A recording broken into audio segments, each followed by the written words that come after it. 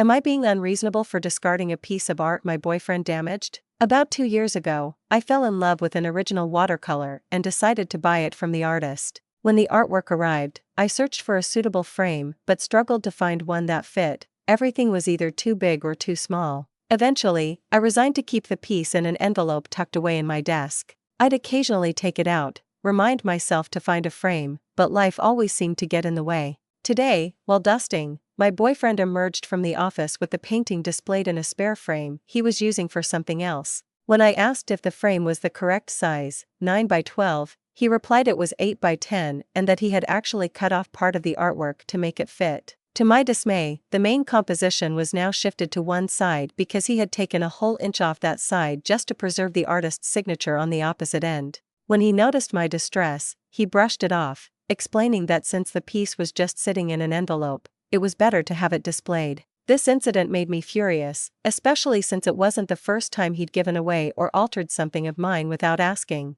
In his family, if something isn't being actively used, anyone can decide what to do with it. In contrast, I was raised to respect others' belongings. I tend to dwell on negative emotions, so when conflicts arise, I try to avoid engaging with anger as it leads to an exhausting cycle of frustration and sadness. I knew I should let it go, but after struggling with those emotions, I ultimately took the framed artwork down, tore it into 4 pieces, and tossed it in the garbage. When my boyfriend saw what I had done, he was visibly shocked and hurt. I understand he meant well, but he damaged something that wasn't his to alter. Now there's a tense atmosphere at home. I'm still upset, and he's feeling sad about what happened. Am I being unreasonable for my reaction?